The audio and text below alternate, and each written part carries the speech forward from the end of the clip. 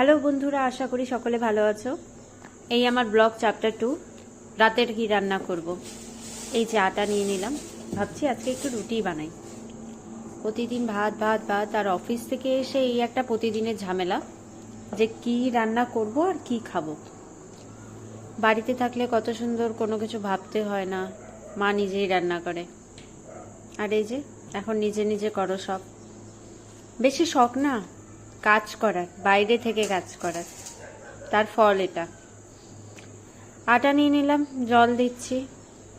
এই হচ্ছে সবচেয়ে খারাপ জিনিস, আটা মাখা, যেটা আমার একদম পছন্দ না। এখনই হাতটা চিপচিপা হয়ে যাবে, এই যে খুব অস্বস্তিকর।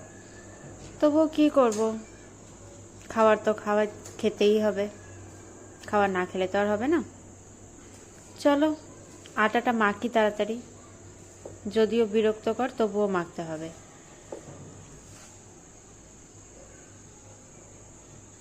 দেখো হাতগুলো কেমন হয়ে যাচ্ছে, একদম চিপচিপে। এর থেকে তো মনে হয় ওই টিকটিকিগুলো যেরকম, টিকটিকি শরীরগুলো দেখতে যেরকম চ্যাপচ্যাপা, ঠিক সেরকম অস্বস্তিকর জিনিস। জানি না তোমাদেরও এরকম মনে হয় কি না আটা মাখতে, কিন্তু আমার কিন্তু ভীষণ বাজে লাগে আটা মাখার কাজটা। কিন্তু হ্যাঁ, চলো পরে কথা বলি, আটাটা মেখে নিই আগে, তারপর দেখা হবে আবার। এই দেখো আটা মাখা শেষ। রুটি কিন্তু আমি দারুণ বানাই, একদম গোল গোল, একদম ফুলকো লুচির মতো। রুটি বানানো শেষ। এবার চলো, ওই দেখো দুটো রুটি আমার হয়েও গেছে। এটা লাস্ট পিস হচ্ছে। এবার এটাতে বাটার লাগাবো। গরম গরম রুটি বাটার দিয়ে খাওয়ার মজাই আলাদা। যদিও খাই না, তবুও খাচ্ছি, বেশ ভালো লাগে।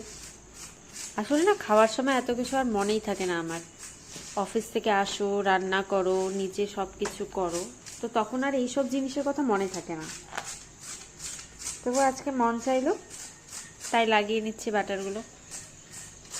এই বাটার প্রায় 4 মাস হয়ে গেল, বাটার এরকমই পড়ে আছে, এক প্যাকেট বাটার।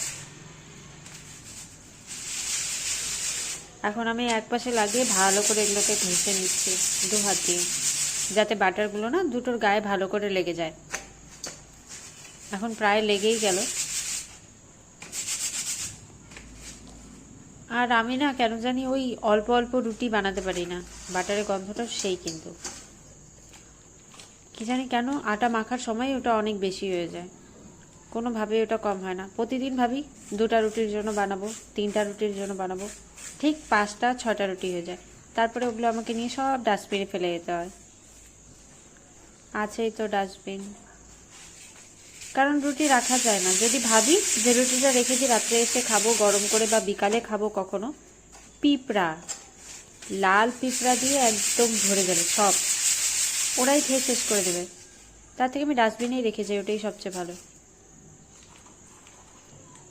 চলো আটা এখন তো প্রায় এগুলো শেষ, আর একটুই বাকি আছে, শেষ এই পর্ব। এবার চিন্তা করি যে এটার সাথে খাওয়ার কি বানাবো। আইডিয়া, চলো ডিম বানানো যাক। আজকেই আনছিলাম ডিম, যদিও আমি একটা দুটো করে ডিম কিনে নিয়ে আসি। চলো এবার তাহলে ডিম নিয়ে পেঁয়াজ নিয়ে রেডি হয়ে যাই।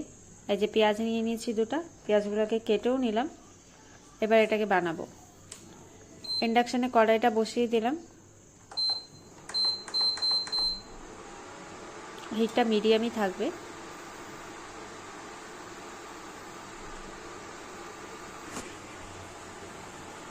এবার এটার মধ্যে তেল দিয়ে সব পেঁয়াজগুলো আস্তে আস্তে আমি সব দিয়ে দেবো। পেঁয়াজ দেওয়া হয়ে গেলে এর মধ্যে নুন দিয়ে দেবো। এতে না পেঁয়াজগুলো খুব তাড়াতাড়ি ভাজা হয়ে যায়, নরম হয়ে যায়। এর মধ্যে আমি একটু কালো জিরেও দিয়েছিলাম, আর একটু হলুদ। এই একটা জিনিস যেটা আমার রুটি দিয়ে খেতে সবচেয়ে বেস্ট লাগে, কম সময়েরও রান্না, আর খেতেও দারুণ। একটু লঙ্কার গুঁড়ো দিয়ে দিচ্ছি, কারণ ঝাল তো আমি খাই না। তবু এটা কালার হওয়ার লঙ্কার গুঁড়ো, ঝাল হওয়ার না।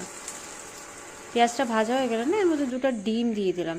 2টো ডিম দিয়ে এবার ভালো করে ভাজবো। ভাজা শেষ, চলো বাই, আবার একটু পরে আসছি। কারণ কি, এই যে এইটুকু রান্নার পরে যে আমার এই রান্নাঘরের অবস্থা, এগুলোকে এখন আমাকে ঠিক করতে হবে, কারণ রাত শেষ হয়ে গেলেই আবার কালকে সকাল যখন আমাকে অফিস যেতে হবে। তো চলো, বাই। আশা করি ভিডিওটি সবার ভালো লেগেছে। প্লিজ সাপোর্ট করো, লাইক, শেয়ার অ্যান্ড